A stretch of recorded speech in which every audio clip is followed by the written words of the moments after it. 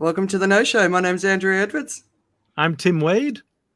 And my name is Joe Augustin, and welcome to the No Show, the show that tries to explore the other side of the news you may not have seen, not because it didn't happen or it's not unverified or whatever it is, just because it seldom gets the attention it deserves. And we try to also get a diverse perspective on the show. So we have a guest every show whenever we can secure one. Today's guest is someone who is no stranger to any of these two, but maybe to you. He is the president of the Asia Professional Speakers Singapore, as well as the creative chairman of BBDO Singapore. And his name is Tay Guan Hin, or as some people call him, the Juan. The one and only. The one and The only. one. The one and only, Yeah. Yeah. Nice. So welcome to the show. Guan, maybe a few moments to talk about what you do, and before we get to the meat of the show today. Yeah. So thank you so much for inviting me. It's always a pleasure to speak to all of you. So my name is Tay Guan Hin, as what Joe has introduced, and I'm the creative chairman of BBDO Singapore. BBDO is one of the top 5 global networks around the world, and we focus on creating the work, which is all about big ideas, campaigns, and we do everything from social media. And hopefully, with what we're discussing today, I'll be able to give my insights on creativity, what's happening around the world. But overall, I'm really excited to be here. That's great to have you, buddy. No, he's one of the harder ones to tie down because he's a busy man. All right, so should we get into some of the quick takes and see if there's any of these that are getting your attention, or maybe some others? So Mary Austin, who is obviously not obviously to everyone, is Freddie Mercury's greatest love, has decided to sell off Freddie's treasures. And if you're wealthy enough and you love me, please, can you buy me the crown? I think it's reserve price is 60 to 80,000 pounds. I don't think I can get that over the line with Steve, but so it's some amazingly beautiful, classy items that are going up for auction in the summer. We've had some notable deaths. So Jerry Springer came through overnight for us out here in Asia. Harry Belafonte, who was not just an incredible musician, but he was also an activist to, change the course of history. And of course, Australians mourned Barry Humphries, aka Dame Edna Everage, as well. So all sort of older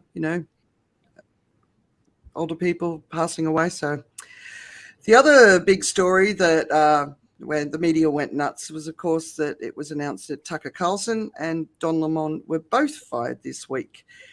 It's a new shiny thing for everyone to be paying attention to, and everyone was talking about it and trying to work out what had actually happened, even though none of us really know. Although if you can give it some time, which most people don't with the news, there's some interesting insights coming out.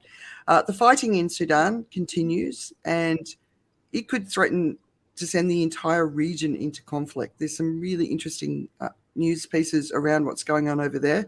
I encourage you to pay attention to that as well. Donald Trump is in court. Here I am smiling. But it seems that he could be quite busy in the coming months and years ahead, facing battles in multiple states on multiple fronts. But I recommend keeping an eye on E. Jean Carroll. She is pulling no punches. So she's accused Donald Trump of rape. There's a hashtag called I Didn't Scream. And I would recommend looking in that. And that is other women talking up about the fact that when they were raped, they also didn't scream. It doesn't mean you weren't raped just because you didn't scream. And Musk is, of course, always in the news. But after taking away Twitter Blue for the famous and the influential, he very quickly decided to give it back. There was a lot of interesting conversation. Bette Midler was top of the pops for me. Did you guys pay attention to any of that conversation? What did she say? Well, let me give you a series of tweets. Yeah, let me give the update though. She's had it taken away, given back, and then taken away again. Oh, has she? Yeah, she did a little bit of I think a bit of a stunt, a bit of a gag, which she put out there. She actually gave out a blue tag that everyone could just copy and basically put against their name, so everyone could have a blue tick. It was a hyper you just replace your picture with the blue tick, so it looks like you blue tick your name, right? And apparently that might have set Elon Musk off again, because she's had her blue tick removed once again. Yeah, He's removed the wind beneath her wings. Yeah, we can't see who you are, but we love you too. It's fun and games, and certainly a lot of creativity. Any other of the big stories going on? I mean, there's Disney and DeSantis. There's so many other stories. Anything else that you guys are sort of paying attention to beyond what we're going to discuss? Not really. No. I'm going to be honest with you. I've had very little time to look at different things. Yeah. Yep. Well, thankfully, we've got the no show. All right. So let's kick off the big sort of stories that we're going to cover. All right, Donna, Clinton's here. Yeah, it makes me happy too, Clinton, and I'll be stoked with the conviction. All right. So, okay, let's just move this. All right. So, off the charts and uncharted territory are becoming common phrases regarding the climate. So, for one example, a UN report, off the charts melting of glaciers. So we're going to see unbelievable sea rises in the coming years. Another one, record ocean temperature puts Earth in uncharted territory, say scientists. There's an article, monster heat hits 1/3 of the world's population. But you might have actually missed this, because I've been speaking to people around the world who are unaware of the heat wave that Southeast Asia is experiencing at the moment. How hot's it been in Singapore? It's been a bit warmer than usual. I don't know the exact temperature outside, but it definitely has been much warmer than it has usually been. Yeah. Sean McEwen said he was out walking at like 6 o'clock in the morning and it was already 36 degrees. So that's hot. Yeah. It was 31 in here at 8 a.m. Right. There's one chart that's getting a lot of attention. It's a story I've been tracking all year, and it's the record warming that's happening in the oceans. And there's quite a few articles on this where basically the scientists don't even want to talk about it because it's freaking them out so much. But there's this other publication. It's called Yale Climate Connections. If you're interested in the climate, I really recommend following it. And it's reporting a situation that is going against climate predictions. It's one of the only ones. But basically, ENSO, which stands for the El Nino Southern Oscillation, isn't doing what the climate scientists expect that it should be doing. And they're saying that it's going to have major implications for the Atlantic hurricane season, droughts in the US Southwest and the Horn of Africa, which is already going through an extreme drought, as well as other things like, the horrible floods that we've seen on the east coast of Australia, the drying out of the subtropical region. And when I look out my window, it's all brown. That just horrifies me. And so it's not doing what it's supposed to do, and it's actually doing the opposite of what it's supposed to do. So I'm trying to understand what that means, and I can't quite grasp it yet, because there's so many conversations going on around the impending El Nino and what it means. But there's another story that isn't getting the attention that it really deserves, especially in this part of the world. And as we're going through it, I want to share it because we need to understand the very dangerous phase that we've now entered. So in Thailand, on the 14th of April, it recorded its hottest ever temperature, which is 45.4, which I think we discussed in the last No Show, right? On the 25th of April, Thailand issued a don't go out warning for Bangkok as the heat index hit a record of 54 degrees Celsius. And this is something that we need to understand. There's a difference between the temperature and the heat index. And it's a difference between life and death, right? So a heat index of 54 degrees Celsius is 1 degree under deadly wet bulb temperatures for all of us. And although it's already deadly for many at 54 degrees C. So when you look at your weather app and it says the temperature, if it's 35 degrees Celsius or higher, and then the heat index or the feels like temperature is 55 degrees C or higher, that's wet bulb temperatures. And it means even if you're young, healthy, you're in the shade and you've got plenty of water, you will still die, right? So we're in Thailand, we're 1 degree off that. So that's how crazy it is. So in wet bulb temperatures, you cook from the inside out, and it's very rapid. If once you're impacted, you've got minutes to get to emergency medical care to save your life. There was a politician here in Thailand a few weeks ago who died on the golf course, so that got national attention and national awareness. So pay attention to the feels like temperature or the heat index, because what it's doing, that feels like, it's measuring the amount of moisture in the air. As the world warms, for every 0.1 degree of warming, that's 7% more moisture in the air, and that's what we've got to be paying attention to. So we're already in that territory now. I really encourage everyone to understand wet bulb temperatures, what it means, how to protect yourself, and if you're in a place where these temperatures are already happening, the media, government, and all of the businesses need to start really pushing this information out and educating people about what they can do about it. And obviously, I'm incredibly concerned about this for my family, but I'm also mostly concerned for the people who have the least, who are living in homes with no ability to cool themselves. They've got tin roofs. It's incredibly hot. They're going to be the ones to die. So, yeah, we've entered a new territory for the climate emergency, and I just want people to take it seriously, because I don't think people are quite understanding what this means yet. Yeah, it's one of those things where people have gotten used to the idea of a 35-degree day, a 36-degree day, and without realizing or factoring in things like humidity to understand how that works. So because, like, if I mean, I've been in Australia, like in the middle of the desert, I mean, down the middle of near Ayers Rock, for instance, right?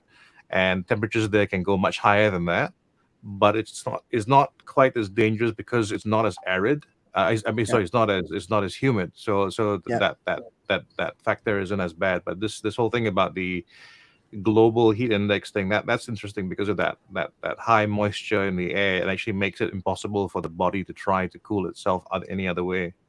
Yeah, I mean, all the media should have wet bulb temperatures on the front page, right? You know, that we're not even doing that yet. Sorry, Guan.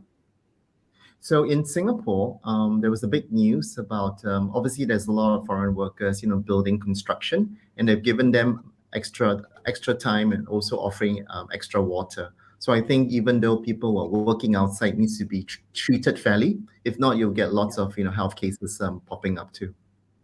Yeah, I see the construction workers in the middle of the day here, and they just shouldn't. I mean, we've got to change working hours, not just construction workers, farmers, the whole agricultural sector, travel and tourism, all of it, But people need to be aware of it, and they need to be aware of the danger for themselves. And I don't think that awareness has even begun. Yeah. It's and then the hotter you get, like the worse it is, because then your infrastructure starts to melt because it overheats. So you lose your electricity, which means you can't cool yourself. You lose your telco. You lose, your emergency services can't go out. If you start hitting 50 degrees Celsius, the temperature, then, tarmac starts to melt. So the roads start to melt. So you can't get. So we've got. I've been starting to put together a paper of all the different things that we've got to start looking at doing in our communities, because we're on the way to that now, and we need to be ready before it actually really hits. Yeah. And the numbers of people getting skin cancer is also going to increase too. So everything related, it's all kind of correlated to each other. Yeah. Okay. All right, Joe. Well, there's a bit of news here. It's caused a bit of a buzz as well here, because if you've been following the story of Tanagaraju Supia, Richard Branson's taken a personal interest in this story, and basically is very critical of the Singapore government and the use of the death penalty. And a few days ago, Singapore basically carried out the execution of Tanagaraju. And the big story was actually. Is that just Joe? Have you lost me? Yeah, there you're back. You're back. Yeah. So Singapore carried out the execution.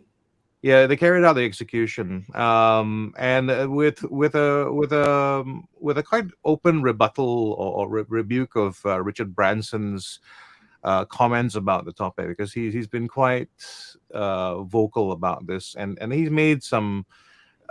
He's made some suggestions that the man was an innocent man, And I think what the MHA or the Ministry of Home Affairs here has kind of typified or described Richard Branson's comments as being disrespectful. I think in a sense of, in one sense, in terms of sovereignty, that's one thing, but also in terms of the kind of attitude that is being expressed in terms of how he's asserting certain things about the case without maybe having all the access to the information as well. And I think I think he cast the tone that he had kind of cast the light that Singapore was quite careless about how it went about with the investigation and then the prosecution. And none, I mean, the MHA's perspective is that isn't true. And of course, along the way as well, I mean, there was an offer to have Richard Branson come to Singapore for a live on-camera debate with our law minister, which he turned down. So it's been a series of actions from afar. It's and from a Singapore perspective, I think not very popular with the local way of doing things, which is basically don't meddle with us. Especially if we're giving you a chance to come in here and have a conversation. The idea that he wants to peddle his influence from far like that and without substantiation is a bit challenging. I think that's how it's been described generally. So anyway, the story was that the idea was that maybe he wasn't this guy who was actually distributing whatever and all that. And when the evidence actually suggests otherwise, there is he's not a kingpin distributor, but he was actually engaged in the thing that he was convicted of, which is basically the distribution of cannabis, which under the law currently still attracts the death penalty. Do you think the action in this case was just about really getting the message over about cannabis? Because, of course, with Thailand legalizing cannabis, I think it sort of sent Singapore into a bit of a tailspin that their kids can jump on a plane and go to Pattaya for the weekend, get stoned and come home. And there's been a lot of messages in Singapore about, like even if you consume overseas and come back, you can still be in trouble. Do you think it's all linked to that, sort of making a... I think they're all in the same. It's from the same, the same area. But I would say that the two things. One is about the law and how law is approached in every country. You have to look at what precedent is and what the word of the law is and what happens. So there's certain checks along the way that you have to kind of tick off. And if legally these are the checks in place, if you trip all those legal tripwires and there's a mandatory death sentence attached to that, based on the law, you have to follow through with that. So that's part of it. The other part, of course, as you talk about in terms of availability of drugs around the world and in the area, there is a lot of messaging around that. They're reminding people as you leave from the airport that you are not supposed to take drugs while you're overseas because you can be prosecuted on the way back. That's certainly something that has been consistent throughout the whole Singapore line. I think Singapore. If you look at countries around the world likely to adopt a more lenient stance on drugs, Singapore is way down on that list. Yeah. I wonder, though, if when I think about it, there's an element of when you're in a particular country and you've been following the narrative or the political shift in ideology with regards to drugs or gender or anything, and then you go, yep, that's what I think, and then another country doesn't do that. There's an element of you need to believe and follow what I believe and follow, and what my rules are in the country that I'm in, rather than the rules that are in your country. And there seems to be an attempt at homogenization. This is where we get a lot of social media conflict as well. An attempt to say the whole world should believe this, and they don't. But then at the same time, there's why pick on Singapore? Because there's lots of places where death penalty is happening. So if you're picking on Singapore because it's a smaller country, then surely that comes down to bullying in a sense. Unless they're saying, well, Singapore's supposed to be first world and progressive and everything else. And so they're picking on Singapore for that perspective. But, why not pick on Saudi Arabia? Why not pick on some of these other countries in Africa or wherever it is? Why not pick on those ones? And it's not getting you the media. Maybe it's not getting you the the attention. But Now, Branson's to be fair- Branson's all about the war on drugs, right? As a failure, that's his Yeah. core message. Well, I mean, to be fair as well, I mean, with Branson, he does not just talk about Singapore. He talks about wherever it's happening. Singapore's only responded, so that's why we kind of everyone have else him in the ignores news. him. I beg your pardon? Everyone else ignores him. Yeah, I guess maybe. All right, Tim. Singapore challenge. Anyway, it's a really tough one because it comes down to it really when you put it in a pan and boil it down, you're going to end up with values and a way of trying to protect your people in one sense, and so it's a minefield anyway. So Yeah. I shall shall I talk about COVID? Yes. Yep. It's funny, I'm going to talk about COVID, but we don't really talk about COVID-19 much more. It feels like everybody's moved on. We're not really interested, but it's a bit of a good news story from the science perspective.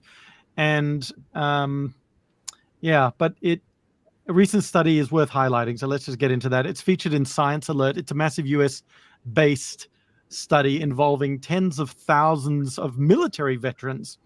And it's concluded that there is a negligible risk of developing a blood clot as a result of COVID-19 vaccine. Remember when it was coming out, we're all going to get vaccinated? That was the big thing. Like, you get a blood clot.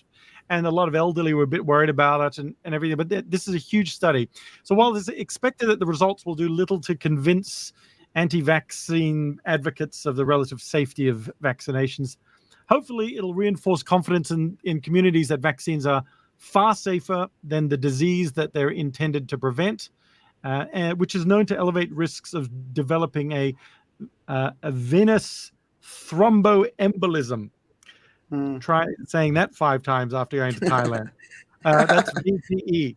So essentially, given the large risk of VTE from COVID-19 infection, the risk-benefit ratio strongly favored vaccination. So if you've been vaccinated, sit back, relax, and enjoy the flight. Just to add a little bit to COVID as well, there's some progress being made as well in the treatment of long COVID. I don't have more details than just that, but there's some good news for anyone who's suffering long COVID. Help may be coming. Oh, cool! Because Yeah, just today I just saw that 1 in 10 people are expected to develop long COVID, which is going to be a massive issue globally. So that's good news. Wow. Cool. That is good news.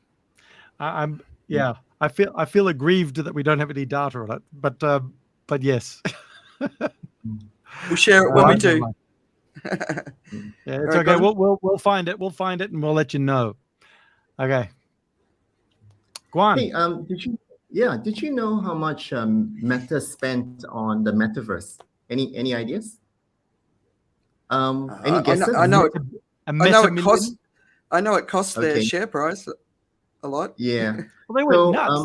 That was all they cared about.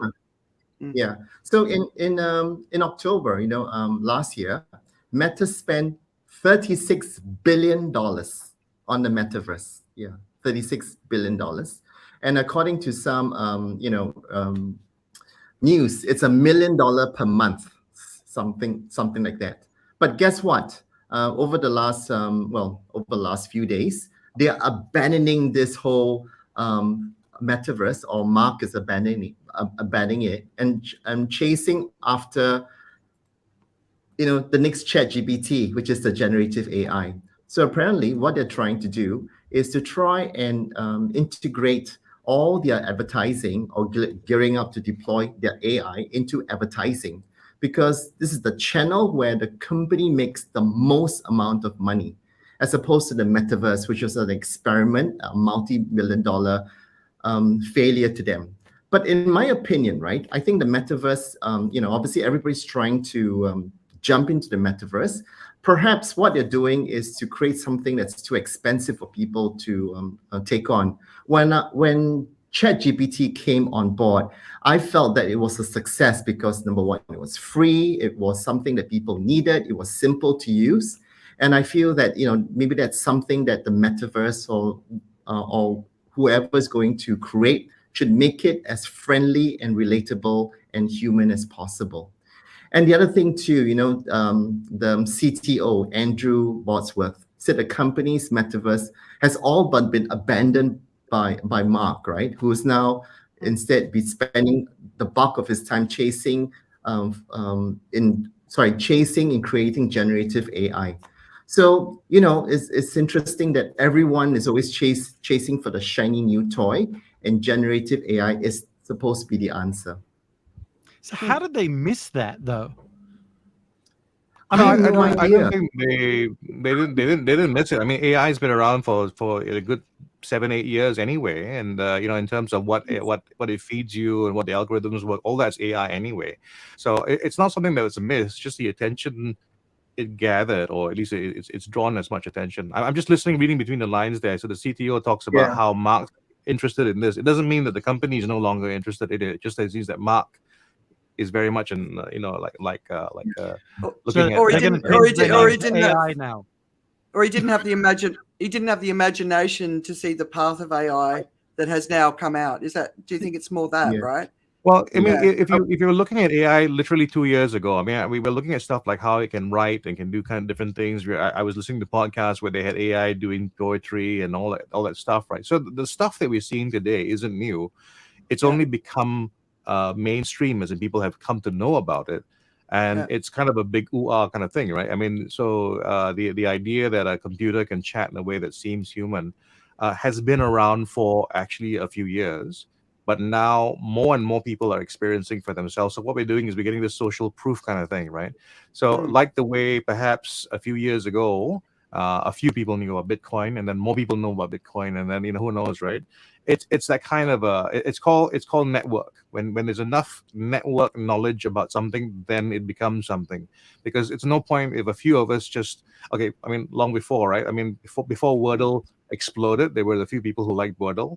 And then it exploded, and everyone knew Wordle. Yeah, but I think this is a bit different. I think the last time I saw something like this happen was Google, and I was working at Yellow Pages at the time, so that was a big deal. Because when Google came out, with the search engine, the first search engine when it came out, and we were on there, and it was just like, my gosh, that does what we do with a book, and it was like, this is amazing, and then it was like, boom, everyone was using it. Whereas a lot of other things have been slow burn, but ChatGPT has gone full. Like you've said, it's gone mainstream. Sure, it's been in the works and been happening for a while, but it's gone very, very quick. And the fact is, though, that Mark's business is frontline technology, and it feels like he's missed the thump, and he's playing catch up a little bit, or he's that don't you think? Yeah, for me, it reminds me of Bill Gates when the internet came about. So I don't know if you guys remember that. He really held back, and then he was all in. But so most people forget that. But it was an interesting it was interesting to watch that. Like, how can you be missing that? To me, it feels like that. But I get the Google comparison too. Well, let me just reframe this for you, right? Think metaverse. Think about 2 years ago. Now, how could you be the person who missed the metaverse? Right? You could go in too early. You could try and do it, and you could develop everything, and you could be wrong. So Google's done a few of those things. So Google has, for instance, a number of moonshot projects it's gone into, some of which hasn't produced any fruit at all. I mean, some really, really cool big ideas, but it just hasn't gone anywhere. So you can't really you can't even tell about that. I mean, like if you were in the world of ChatGPT 2 years ago, you would have been wondering, why isn't the world more excited about this? Why isn't it doing everything it can? So if you look at ChatGPT, like GPT-4 now, right, just tells you how many versions there've been before as well. So it's not a new thing, but it's caught fire now, and it's very hard to tell what the future is going to be because. I was listening to the history of the Segway, for instance. It was supposed to absolutely change the world and make the inventor a multi-billionaire, and it did none of that. And now what they do is they do hoverboards for kids.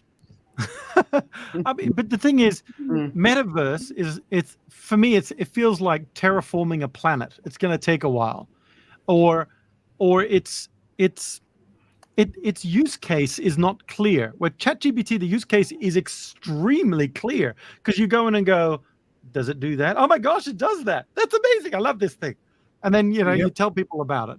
I just put in a list of email addresses and go, tell me their first name. And it gave me the first name of the ones that it could give me the first name. And I said, and if you don't know, if it's not obvious, then just leave it blank. And it gave me a list, and I was like, oh my God, that's amazing. So, it's, and because of that, because because the use case becomes clear when you play with it. Whereas the metaverse, it's like, I don't even know how to get there.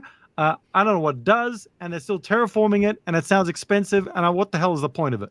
So it's, that's kind of, that's kind of why I think ChatGPT has just gone boom. Right. So the metaverse, in my opinion, has existed even before Mark Zuckerberg is doing it. So I play Roblox with my daughter, and Roblox is an example of a metaverse that is easy to use, it's interactive, and it's free. So in any new invention to be adopted and to be, sort of embraced by the public, it's got to be, I think what Tim said, it's got to be simple, relevant, and timing means everything. So, when Google Glass came out too, right? I mean, it was adopted and it was killed. So, for example, the metaverse, the Oculus, the headwear, it's about $2,000. Who's going to pay $2,000 for a headset like this? So, I think what ChatGPT did was that it's free. Remember, it was free. It was easy to use, and it was very, very human. And those are the three components that make this so popular. My opinion is that the metaverse, for example, Roblox, can easily do something much faster than Facebook, whereas Facebook was trying to start from scratch. Oh, that's interesting, the comment about it being free, because, social media is free, and look what it's done to societies and democracies, right? So, yeah, I personally would prefer to pay $2,000 for a headset rather than free, because I know that I'm then the product. But when, but I'm still paying attention to that side of the story. Yeah. But I think the interesting thing with every software that's come out, it's free for all. And once you become addicted to it or you're stuck, then they start charging you. So I've been paying. Yep. Yeah, I've been paying $20 ChatGPT because I need it so badly that I need to use it. So I think it's a way to hook people in, and after a while, you can't do without it. Yep, it's amazing. Yeah. I love it. Yeah. I still haven't got access to it. I applied months ago and I've got no access to it. Anyway, $20. I didn't even see that as an option, so I will. But it still can't search for information better than I can. So it has to be better at that for me before I'll really jump on board. That's going to be 4. You need 4 or 5 for that one. 5's coming out later this year. If you're on 3, it's 2-year-old data, and you're looking for no-show stuff that is now and relevant and stuff. So it's a bit different. Yeah. But for me, looking at biblical stuff, it's fantastic because all that data's in there. Yeah, good point. All right. So just moving on. So I'll shorten this one down, but there's a lot of talk, it's another climate story, but there's another talk about carbon dioxide removal technology. And it's one of these conversations that's just like people are for and against. And but the correct term is carbon capture and storage, or the acronym is CCS. So you'll see it more and more. John Kerry, he's been in the news a lot. He's the US climate envoy. And I don't know if you guys ever listened to any of his interviews, but I like how pragmatic he is. He's realistic. He sort of talks about things like, even the Willow Project, which everyone's up in arms against, and he's talking about it within a different context. So it's, but basically what he's saying, if we only use this CCS technology, if that's where we put all of our money, we're going to fail. And he's saying according to the science, we're already past some major tipping points. And that's basically irreversible. But when it comes to CCS, carbon capture and storage technology, there's so many angles to this, but we need to be putting money into that. But we need to be putting money into all the other things. But the biggest area that we should be putting money into, which is not getting anywhere near the percentage of investment, is local rewilding, and I think we talked about that a couple of weeks ago as well. But there's some really good pieces and interviews with John Kerry. He's obviously very, very passionate. He's still talking about not surpassing 1.5 warming. I don't know why the politicians are still entertaining that. The scientists have long since said we're past it. But anyway, it's so there's some interesting content around him, and that'll be in my weekend read. So check it out. Right, Joe? A very quick comment about politics and why sometimes I think we don't want to say we've already gone past the point of no return. There's a tendency for people to enter the mode where we give up, and I think it's been shown to be in many things. When you say things are beyond the point of control or whatever it is, that it actually gets worse. So I can call out some examples of things like that. But the moment people think that there's a problem and it's a big problem, then they go like, well, then I can't stop it. So I think that's maybe part. But we're not acknowledging the problem enough to get ready to deal with the problem. Yeah. And that's the problem. So it's the doom sort of sphere is growing. Well, it's like people are in despair, but we've got to get ready. We've got to do the stuff we need to do still, right? I liken it to being a parent and seeing a child who hasn't quite prepared for the exams. You have to speak to him as though he can pass the exam, even though with your wife you'll say something else. There's an article about Jeffrey Sachs's comments on the historic push by China for a multipolar world to end U.S. domination. It's in Democracy Now! But the gist of it basically is China is showing up in the world and in a big way. Not just in terms of its absolute presence and just being an economic power, but actually now getting involved in the idea of diplomacy and plans for peace, which is kind of a different role for China when you roll back the clock a few years, because it used to be very much about we'll sit back and passively sit and see what happens and placidly move along. Well, not placid if you think about China's traditional, saber rattling and stuff like that. But it would be a little hands off and a bit from a distance. But it has been more hands on, and I think especially if you're paying attention to areas like Africa. You would realize China is very much hands-on in that particular area. And so they have a lot of credibility when they offer their help nowadays. People don't just think that it's just, I'm just saying what I can do. They know China can back it up as well. So China's involved now with peacemaking in the Ukraine, which comes at a very interesting time when you look at what the US's view as released in the data leaks from a couple of weeks ago, reveal that they don't have much faith in that war coming to a close, and China is saying instead, well, we have a plan. Would you like to work with us? So it's first of all, it's taking away the supremacy of the U.S. in one area. And in other areas as well, as it peddles its influence. The China brand means that it's able to, and the sheer size of it as well. It means it's able to influence things.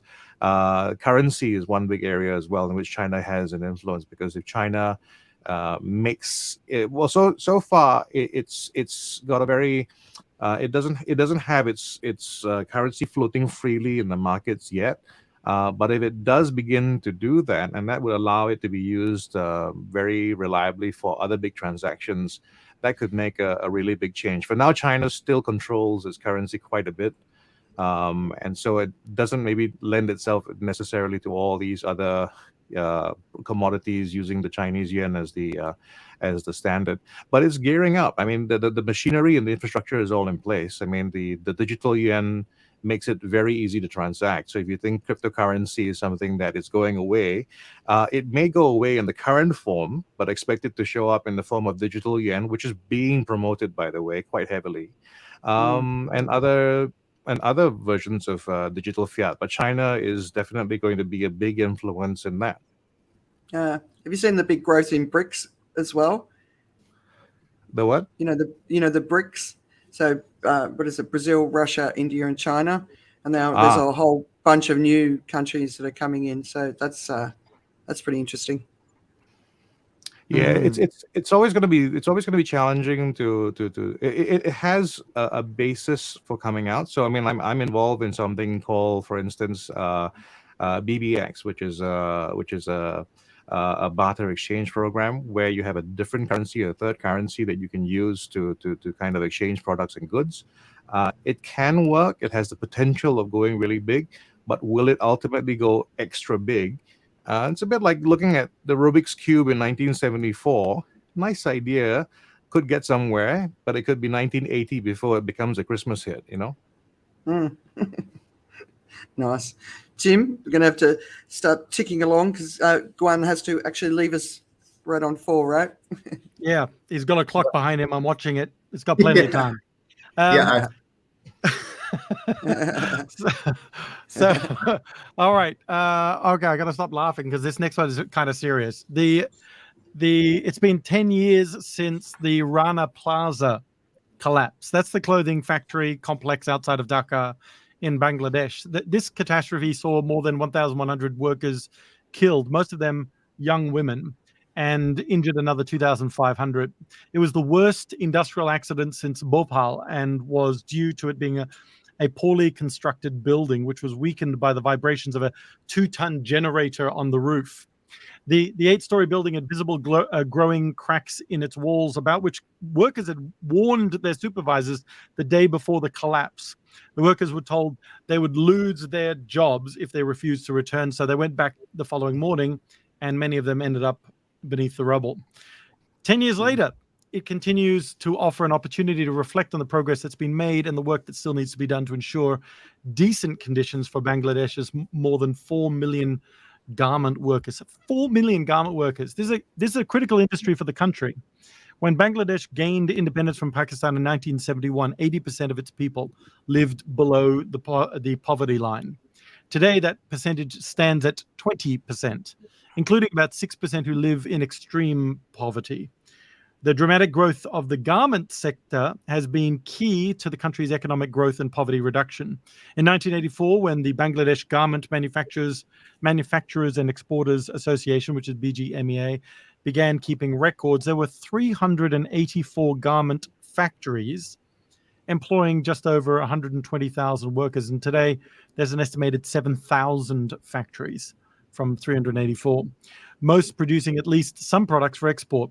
In 2021-22, export income tied to the apparel industry was over 42 billion, making it the second largest garment exporting country in the world only after China. This sector accounts for more than 80% of all export income for Bangladesh, which is just crazy. While much has improved, the relationship between Bangladeshi factory owners and their corporate customers, which were badly strained by the COVID pandemic, has continued to squeeze the factory owners, and it's nothing short of exploitation. This exploitation leads to worse conditions for workers who have little power to protect their own well-being. So the concerning part for me is that there were improvements before COVID, but a new report describes exploitative practices that buyers applied during the pandemic, which have become a new normal with respect to purchasing practices.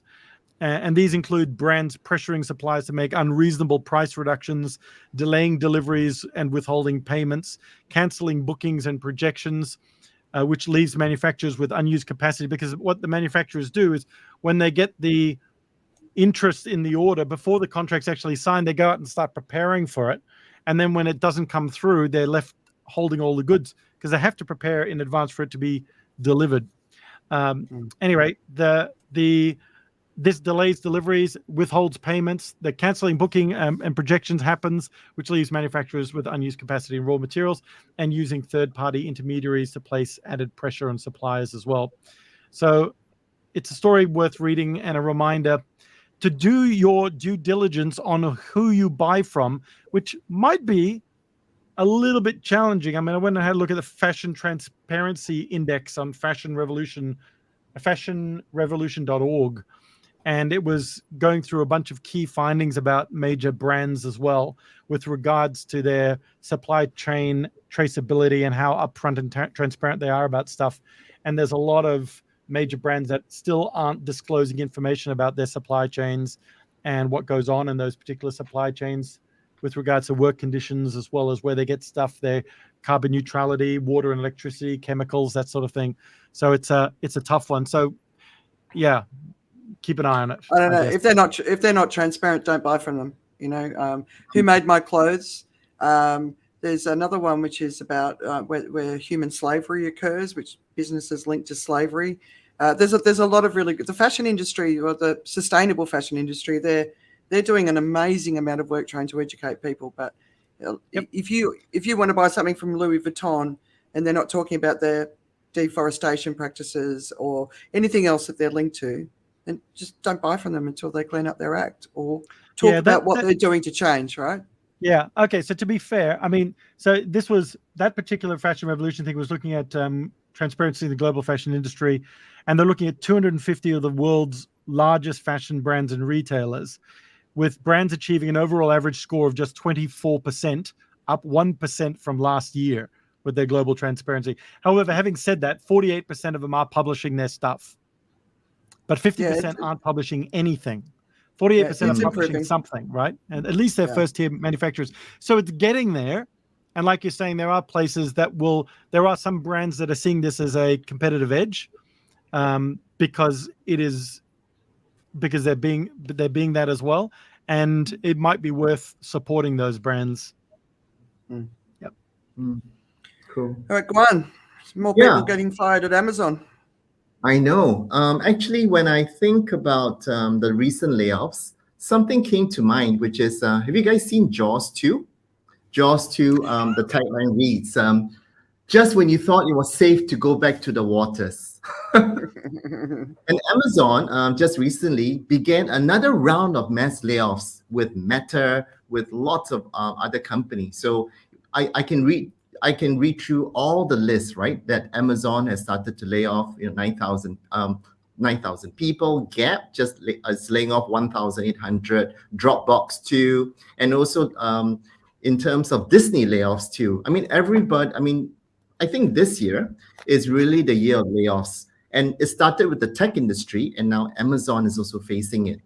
And it's really interesting. One of the things that I've also heard news about the layoffs is that everyone feels like it's coming, but nobody's really prepared about the layoffs. So, in LinkedIn, right, you read lots of people writing about, their experience. But one thing is really interesting is that how people are prepared.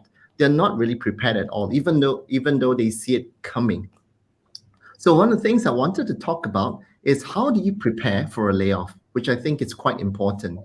As most of us are, employable, we don't think about doing our personal branding. And I think it's important for us not just to promote the company's brand, but to also promote our own brand. And LinkedIn might be the best place to look for a job, but LinkedIn is a horrible place to beg for a job.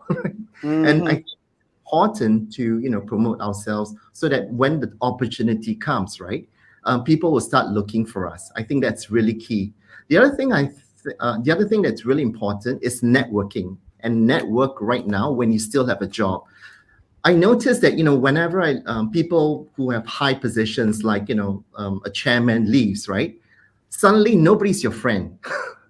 The title becomes who you are. So I feel that sometimes we don't reach out to the right contacts, and the clients could be our best friends because the clients are who pays our bills. And maybe everybody you work with are fake friends, right? I mean, they're obviously friends because they want a particular job from you. And I think that the third and most important thing is to prepare well before the time comes. So whether you are able to make sure that you've got the right data to put things together, because I see people fumbling, crying, just really desperate to get the job. So anyway, I mean, the layoffs is going to be something normal, and I think it's important for us to be prepared. Don't you guys? I mean, how do you guys feel about it?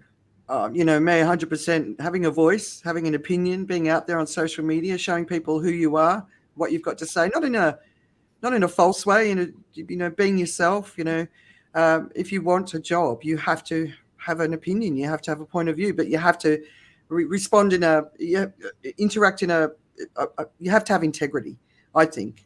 I'm seeing the emotional posts, and sometimes it's like, I don't know if that's the appropriate way. You see some people go on and they attack the company that's let them go. That's not a smart thing to do if you want to get a job, because nobody wants to employ you, But emotions are running high, and some people feel so betrayed and let down by the companies. And there's still this trust in businesses taking care of people, when at the end of the day, that's not what that's not the reality, right? But yeah, Yeah. so you got to take care of your voice and make sure your resume or CV is up to date as well. Well, I'm The other going to thing- speak on behalf of the digital introverts. I mean, I'm pretty much that. I hardly ever do anything online. I mean, I post about once every 2 weeks when the no show is coming up, but I am someone who is maybe not as extroverted, or at least I don't express myself very much on social media. And I do agree there's a need for everything you spoke about, Andrea, but I don't. It's like one of those things. You go like this. We have to be true to ourselves, and yet some of the things we have to do. It's like adulting in the digital world means you have to have a social media account or a number of social media accounts, which it may not be the actual thing you do. I mean, it's not the biggest thing. Although, yeah, I say this as we speak, planning a whole series of TikTok videos, which I know I must do at some point. You got to find your own paths, and your own social media channels. But you don't have to do a lot.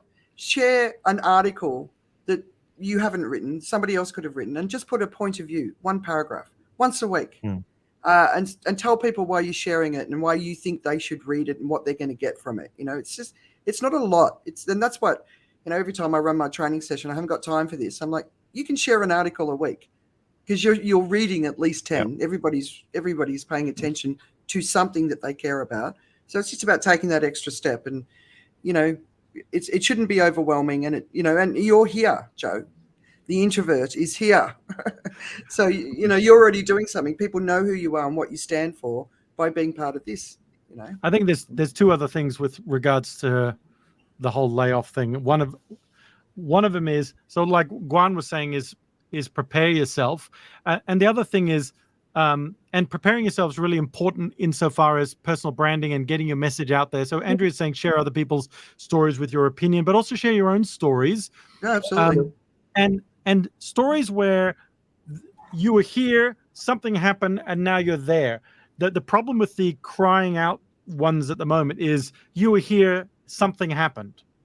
There's no positive end to the story. So nobody's learning anything from it apart from the fact that you're disgruntled. So I think the hero's journey hasn't come to completion in that cycle. You got to talk about a different cycle rather than the pain cycle you're in. Some people would say, but the pain cycle makes you authentic and everything else. Well, sure, but I think it could be brand damaging in the short term. If you're looking for the job, you can talk about that, how it made you feel later, perhaps. I don't know. It's just one of those things. But that how you feel part, I mean, anyone who's been through that, from a psychology perspective, it is know who you are without the company. You got to know who you are. But I've been through it before where my identity was so tied up with a particular business that when I went out of that business, I didn't know who I was anymore. And that was really, I was in my 20s. That was like really hard. And I think for people who are in a business that thinks that this is the be all and end all of who they are, and they wear the suit with pride. No, tell me about yourself. Well, I work for such and such. I mean, that's the first thing that comes out of your mouth.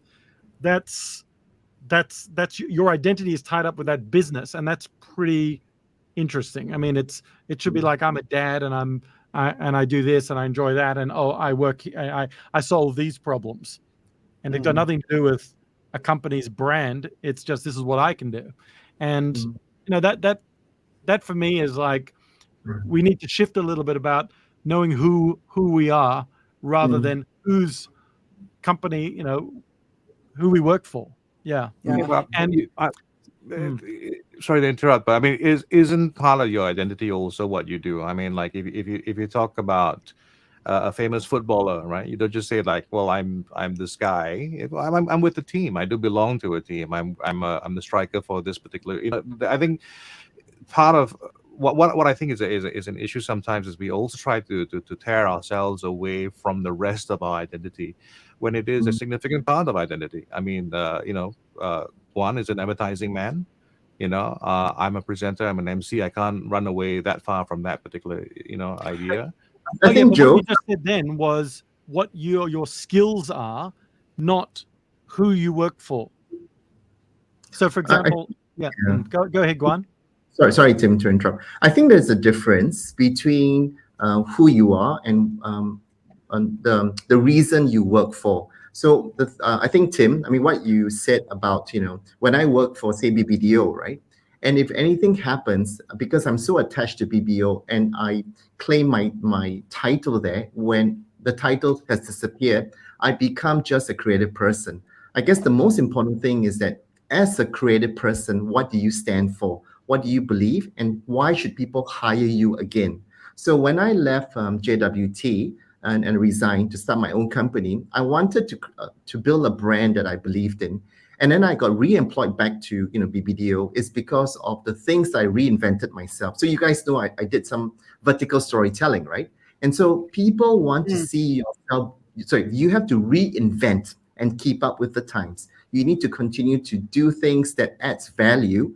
And that's why, I feel that we become valuable to the company. So whether we lose our jobs or something happens, we can still stand firm. I think that's what, the whole purpose of trying to regain your identity. That's really important. Yep. Absolutely. So we've got about 2 minutes left with Guan. I'm wondering whether we should try to round up something with Guan before we move on to the next thing. Sure. Well, I was just going to say one of the things that Guan mentioned was networking, which I think is absolutely critical. Sorry, someone's stuck in the back there, which is absolutely critical because joining professional associations that are linked to what you do, I think is a really important one. So we've all met through a professional association, and we all come from different walks, but we all understand within the context of that professional association, it gives us an identity that is beyond our work, right? And I think that's another thing to invest in, whether it's the chambers of commerce or specific associations. What's an industry association for you, Guan? There's a marketing and advertising one in Singapore, right? Yeah, there's a few. Actually, if you don't mind, let's talk about the APSS. I think one of the things for me to become a better creative person is to be able to present my ideas well and to persuade clients to buy. So if I've not joined APSS, I would not have met you guys. This is a very good testimonial about me going beyond my expert field and trying to learn and join association that will help to enhance my value. And it has, you won't realize it's helped tremendously. I just presented in the pitch, and because of all the APSS learnings, it has helped me to improve in terms of persuading and getting clients to buy a lot of my creative work. Yeah, APSS has been amazing. Like, if anyone, like a professional speaking association, if you want persuasion, I think is a great one, but the ability to stand on stage and speak and get your point across, I think is such a powerful skill for anyone. So wherever you are, get involved in something. Correct. Because I think, if we are branded as a particular thing, my second advice is, be involved in a few things. So if you happen to lose one identity, then you can obviously, focus on the other identity. So being the president is always been a privilege, but as you know, it's a lot of hard work. But at the same time, through this whole process and term, I'm learning a lot too. And hopefully I'll be able to, take that learning and become, to join another association. So I think the side hustle that we do is actually helping us to, improve ourselves and to learn all the different set skills that will help us to be a more rounded person. So the conclusion is take responsibility for your life and your career. Yeah. Yep. Anyway, someone wrote in my name then. I don't know. I think it was Tim. Yeah, that was me. I don't know what happened. Yeah. But now I can do that. I can write anything. Yeah. Anyway, apparently we've still got 25 minutes on your clock there, Guan. So do you want to jump out? Yes, I do. So thank you so much, guys. It's been a tremendous pleasure to talk to you guys, and hope to do it again sometime soon. All right, see you guys. We'll see you in Singapore in a couple of weeks. Yep. Remember who you are, Guan. Yeah. Yep. I'm fired tomorrow. Please be nice to me. Okay, bye. Yeah, just don't read about it. Yep. Okay, take care. Bye. See you, mate. Bye. All right. So the theme that we had was, can we do good while doing well? And we look. Let's just give this a few minutes because we've gone over. But there's an article in Foreign Policy, and I really recommend everyone to read this. And it says, "Will Brazil destroy the Amazon to save the climate?" So Brazil is basically underneath the Amazon rainforest is all of the precious metals that we need for a sustainable and renewable energy revolution. And but if we destroy the Amazon, basically we destroy the global climate. So once it turns into a savanna, the entire weather patterns of the world will dramatically shift, and it's just like it's unbelievable what will happen. But within the Amazon, obviously the people who live there, the indigenous communities, but there's so many plants and animals that are going to have solutions to diseases that we want that we're looking for answers for. So there's just like destroying the Amazon is not what we want to do, but we some of the scientists have said we've already passed the tipping point, and it's it's going to escalate from here. So we're in a bit of a bind. And when it was what was his name? Bolsonaro said it was a policy of dig, baby, dig. Lula's in the situation where he can't deny the opportunities for the country, for the economy, but if it's uncontrolled, and of course a lot of the early stuff is uncontrolled, it's very corrupt. There's a lot of violence, a lot of social unrest. So the big players don't really want to get involved because they don't like being involved there, but they're also recognizing that if they want to be part of the solution, they need to make sure that they take different steps. So did you have a chance to read the article? Well, I caught the gist of it. Busy. Yeah, I caught the gist of it, which is essentially it's one of those things where it's like having your cake and eat it sort of situation. If you take a step back, there are many ways to look at it. It's a conundrum, right? The thing that's going to save you is going to cost you a very expensive price. So what are you gonna do, and what will you choose? I think these sort of conundrum actually kind of set up an opportunity for the entrepreneurs who are going to solve the problem the way it should be solved. I mean, we should try to find a solution which goes, how do we get at these precious resources without destroying the rainforest and the rest of the ecosystem? Is there a way of doing it? I mean, the problem is the law of unintended consequences means that something is going to happen that we just don't expect. Like someone's going to come up with an underground way of mining the whole thing and cause something else to happen, right? I mean, fracking is a really good example of something like that. As in, it's supposed to do something, it's supposed to do some kind of good, maybe just marketing, but it certainly turned out to be a far worse thing than just the CO2 that comes off burning natural gas. Yeah, like earthquakes, right? There was one. Yeah, I mean, but you look at the numbers. So the World Bank estimates we need 3 billion tons of strategic minerals by 2050. Yep. Brazil sits on 94% of the world's niobium. I asked my geotechnical engineering husband if that was the correct explanation. And apparently it is. 22% of all graphite. And 16% of known reserves of rare earth metals. So, I mean, the numbers are huge. Because we need cobalt, lithium, and we've already reached peak cobalt. So I think that's an important one. Lithium, nickel, niobium, and all of the other critical ones. But when I got to the end of the article, another thing happened last week was. One of the guys who heads up one of the big trucking companies in America spoke before Congress and gave his perspective on the electrification of trucks. And what I'm feeling is happening now is a lot of these industries who have done badly in the past, they are, and I'm not putting the mining industry into this bracket yet, but like the trucking industry, they've shown willing, they've done what they can.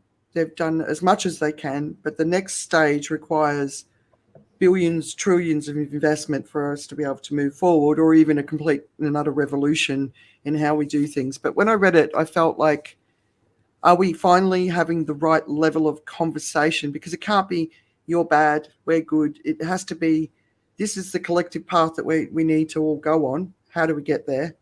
And what can we sacrifice to get there because we have to sacrifice something, right? But Mhm. we can't sacrifice the Amazon, right? So, I think it's just that the conversations are happening that have needed to happen for a really, really long time. I still think we're in the early days of those conversations, but I just feel like I'm seeing more and more of it. And like, last year there'd be 2 big announcements that mattered. Now we're having those big announcements and those big conversations almost every other day. So do you feel the escalation that's happening around the really important conversations? I mean, it's great that conversation is happening at a Congress level. Yeah. At least there's something that it's not no-show level, it's Congress level. You know what I mean? But Yeah. but as you were talking, it occurred to me, maybe you mentioned BRIC earlier: Brazil, Russia, India, China. Well, last no-show we were talking about India and their reliance on coal and their requirement for their country to go to the next level is that amount of energy that it requires. Brazil is chopping down the rainforest to get at the minerals that it can export to take its country to the next level. Russia, it's doing its thing with Ukraine and whatever it is. And today we're talking about China developed into a level of and weirdly enough, fingers are pointed at all those 4 at the moment, whereas Russia's got massive forests as well. So it's one of those things where if I was the guy running Brazil trying to take care of the poor people in my country and I need to chop down some trees to help them, not that that's what he's doing, by the way, but I might just go, I need to be able to do this, to invest in the infrastructure to be able to take care of my country going forward. And why should I be forced to keep my rainforest because the rest of the world chopped down theirs? Yeah, and I know that that's a dumb argument in one sense because you got to look at it from a global perspective. But this is where we've got, we're pointing fingers at the family next door sort of thing. So it's only a dumb argument from the perspective of long-term thinking versus short-term gain, right? So keep your people happy in the short term, but basically destroy their future in the longer term. So it's just about that. Is it destroying their future because nobody's paying for air? Well, no, I mean, if Brazil turns into a savanna, I don't really hold much hope for the people of Brazil to survive in that climate. And we're heating up more and more, as we were talking about earlier. We've got to get things under control, and one of the most important things to keep, it under control is the green stuff. We need more of that everywhere, and so, like, I think this global conversation that just is so required is got to look at the big picture of what we got to save, what we can't afford to lose, and then rather than working out what we need to do to build this sustainable energy future, is how can we build a future that's not the level. So that's the thing, right? We can't replace what we have with renewable energy.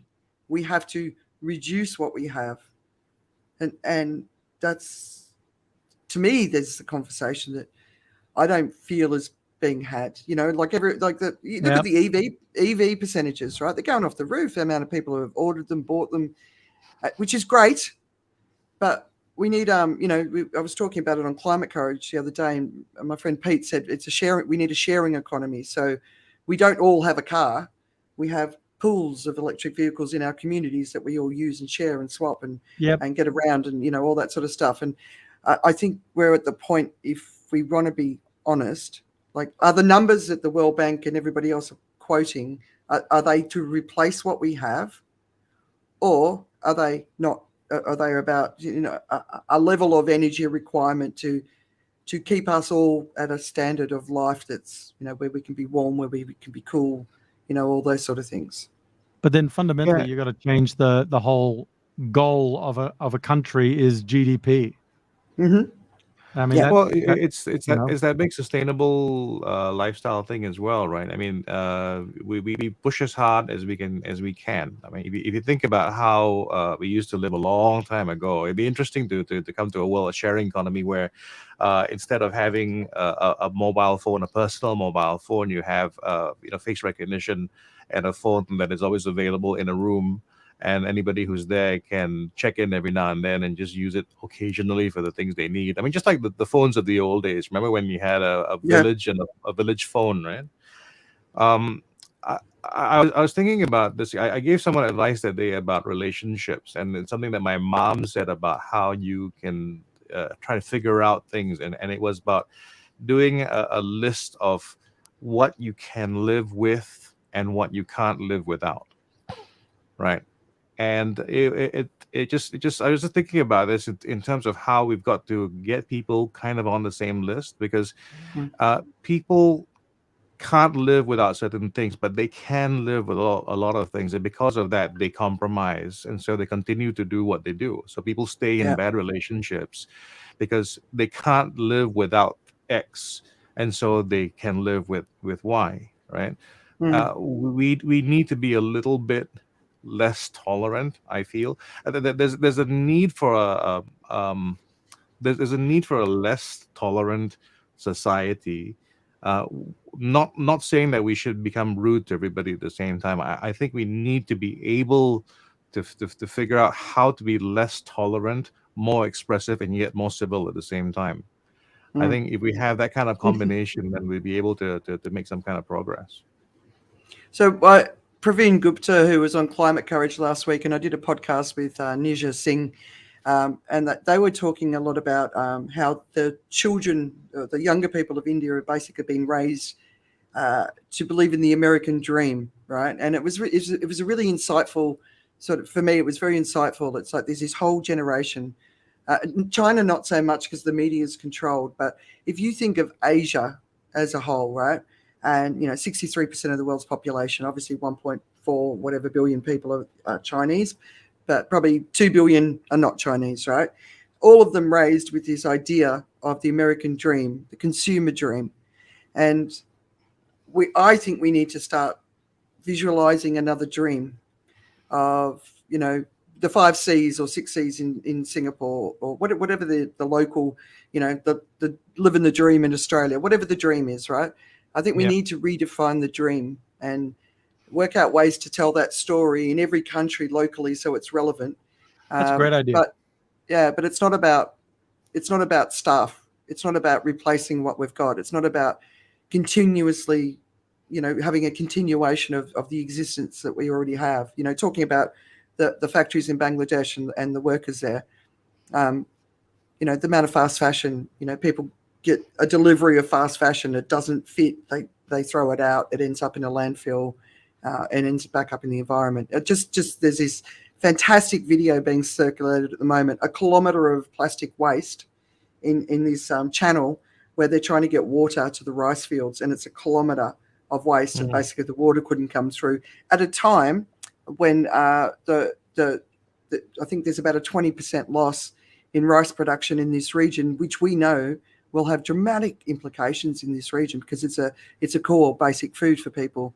So I think it's time for us to elevate the conversation up to a much higher level, and I think it's starting. It's got to hurry up, but Yeah. it's global in nature. It's not individual. It's like, what do we all need to do to get this on track? And are we willing to sacrifice the Amazon to keep what we've got, or are we finally going to grow up and go, we can't? This is an unsustainable lifestyle. Everybody needs to watch the Lorax. Yeah. Yeah. It's the big Well, unless. so the thing that I, again, coming right down the middle there, is this idea of, I've been talking to my kids about, things don't have to be binary. We don't always have to say this is it's going to be conclusion A or conclusion B. There is a way. So I'm the person who believes very much that there is a way of doing good and doing well all at the same time, but it has to come by design. You can't just start heading off in one direction and then thinking, oh, what I actually need to do is try and do this as well. You kind of have to design it into the process. Like, we talked about carbon capture, right? Vehicle design in the future, any kind of activity done in the future, I think should have automatically carbon capture design into it. So that it isn't a solution in itself, but it is also at the same time, mindful of what the environment, what the impact is to the environment, and minimizing it as well. So there is another path, I feel, where it's not as great and not as absolute as what everyone maybe wants, but it's a kind of slowing down, a kind of adaptation, a kind of thing where we talk about the eventuality of calamitous climate change, but there's also the factor that gives that time gives us, right? Because yes, 3 years with today's technology is not enough time, but is 8 years with tomorrow's technology enough time for us to figure something else out? The chemistry of batteries, for instance. I mean, you remember how when it first came out, why electric cars weren't feasible? It's because the chemistry was all wrong. And then they figured out a new chemistry, and then we went, okay, now we can do this. Solar panels in the start weren't exactly feasible, but we worked out a better way of doing it, and so they become feasible. Windmills, as much as they've been around, in the Netherlands, they never had enough efficiency, enough power output to make it significant enough as a power source until we get improving on the technology and making it better and better. And then the Chinese stole it and did anyway. There is this thing about time. If we can buy ourselves time and we don't stay still, I think there's something that also is in that story. Because I think the idea that there is no way except this way or that way sometimes really doesn't get us to a better place, because all you have is a bunch of optimists and pessimists all on the same bus that's careening off the cliff, a difference of opinion at a critical moment, when really what you could do perhaps is steer. Or another analogy is that they're at a fork in a road and they can't see where both roads go to, so everyone's standing still arguing about the best direction. But actually we need to be, which is your windmill or your electric vehicle analogy as well. It's basically, we need to be building the stuff to solve the problem, even though it's a little bit expensive now, because that will bring the technology to the point where it becomes feasible. Well, what I'm describing is a bit different in terms of analogy. We often talk about the fork in the road. We don't talk about the new road. That's what I think we need to consider as well. As in, like, there is this way, there is that way, but maybe there's another way. But the new road requires chopping down trees. The wrong interpretation of your analogy. But yeah, but there is it's a new right. road. Yeah, it's innovation. I mean, maybe the metaverse can actually save everyone, because we can buy a Louis Vuitton bag in the metaverse where it doesn't do any harm. It just exchanges money.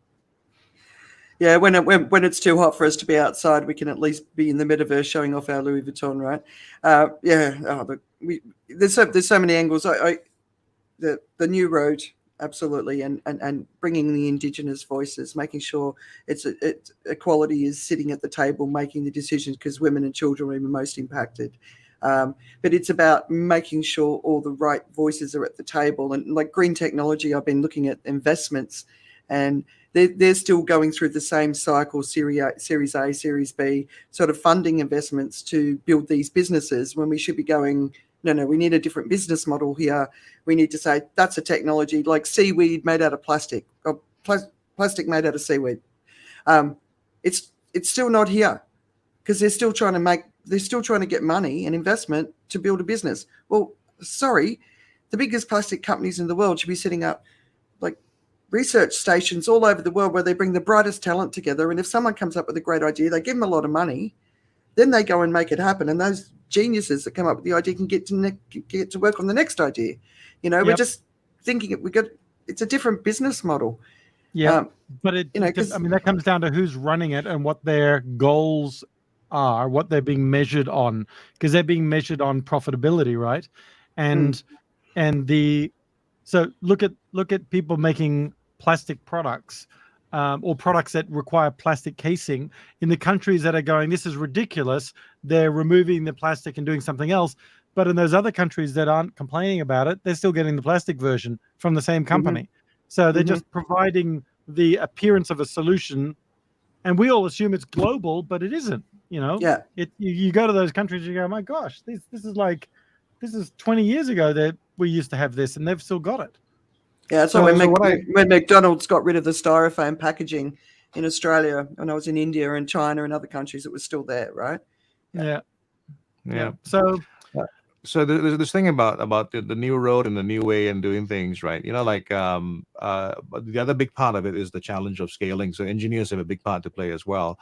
I remember reading about a car that was made entirely out of corn, and I was just amazed that was what was possible. But you just wait till the temperatures go up. Well, I mean, you figure out different materials and stuff like that, but it's all up to do with engineering. Obviously, it wasn't going to be efficient in that point, but it is always about then the scaling idea, because proof of concept, we can right now, for instance, create gold, but it takes an entire mountain's worth of a particle accelerator and the right conditions and everything, and we create one atom of gold. If we can figure something out around that, maybe we can do something as well. So it's always about, it's not just about what's possible. It's about scaling. It's about marketing. It's about getting it to the audience so that they feel it's often enough. You need to have, and I think the world is getting onto this point right now where we are hitting that ChatGPT curve with the environment, because now it's becoming mainstream. Now a politician can get on stage and speak about something, and he knows that more people are going to be hearing about it from a perspective of being on board, rather than what is this person talking about. So it is unfortunately the thing that takes time. It is the thing that needs to go from one person to the other. By the way, I'll speak as someone who's been in the business of MLM some time ago. You think about MLM, it makes so much sense, and it should actually just work. You tell a friend, they tell a friend, everybody uses the same thing, and someone makes money from it. But it just doesn't work that way, because other things get in the way. And yet, sometimes the base idea is so simple, it should just make sense. So, care for the environment, doing the right thing, eating healthy, sleeping enough, all those things are just automatically no nonsense, make sense things, which we don't do. So something has to come into that, so that it becomes automatic. The real genius for getting people to do the right thing is to turn it into automatic behavior. So we're going to try and figure out how we can make it automatic, that someone does something and automatically does something good for the environment. B1G1.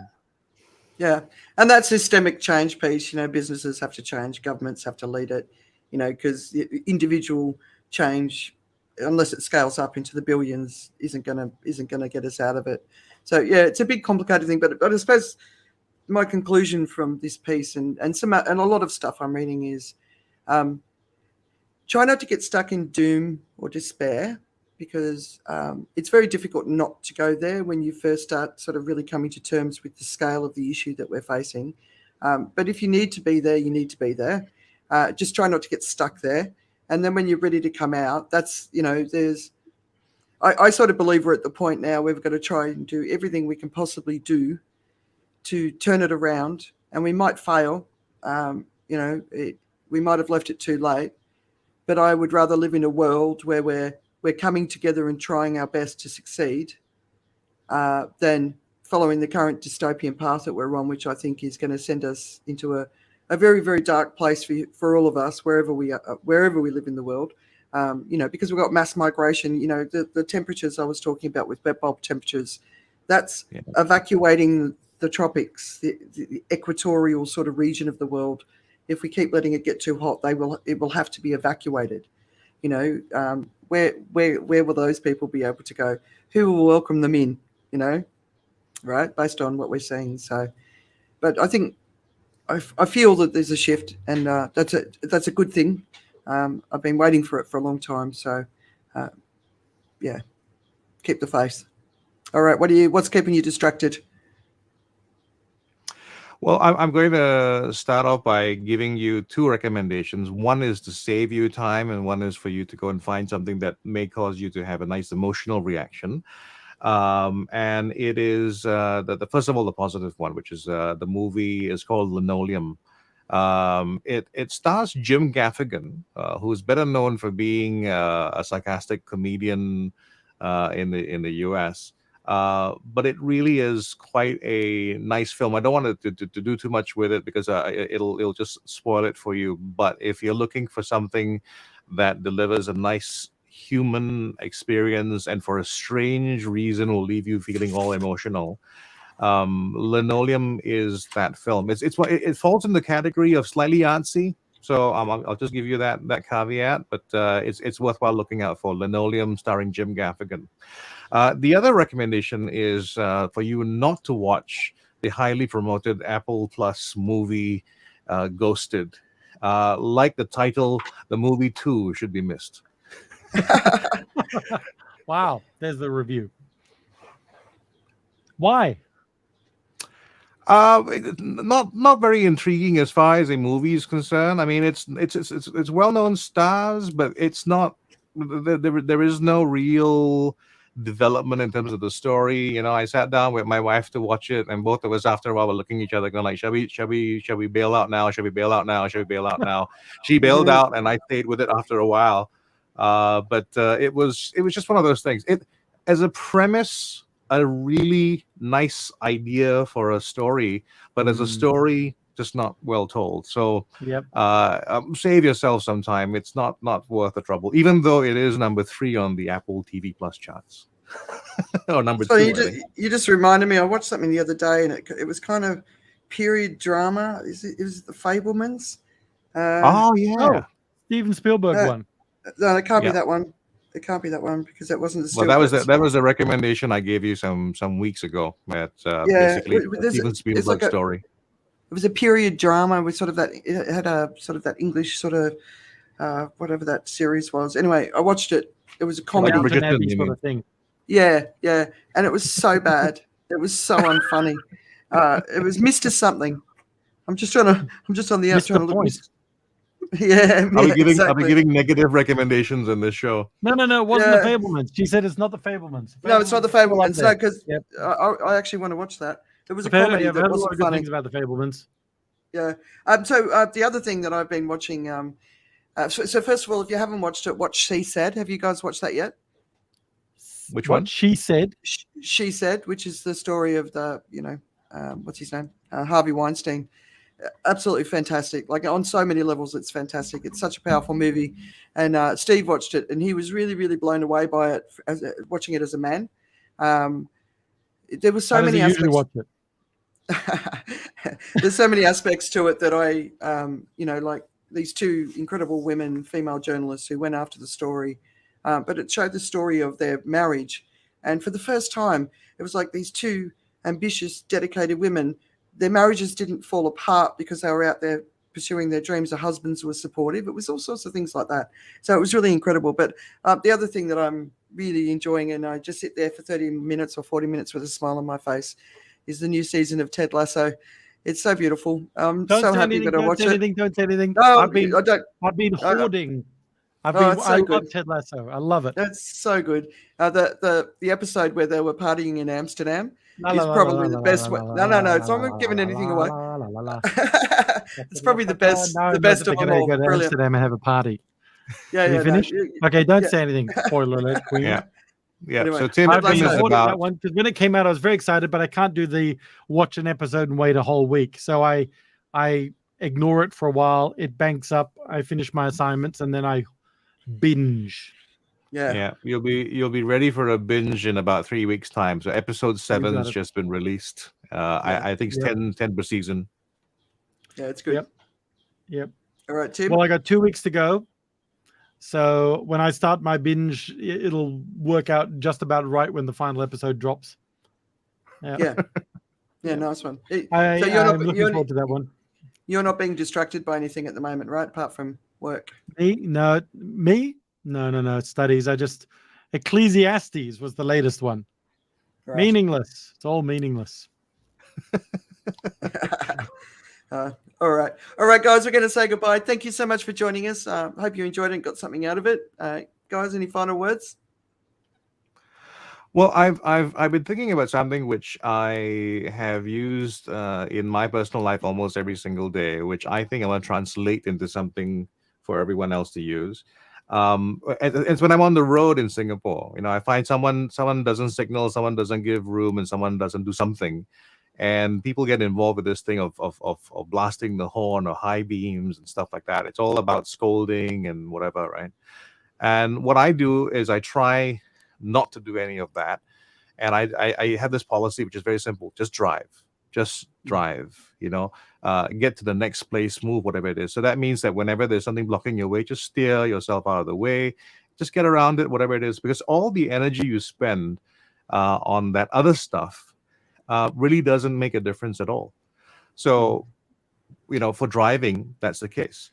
My wife, in her wisdom, pointed out that I'm very good with doing that in the car, but not so much in real life.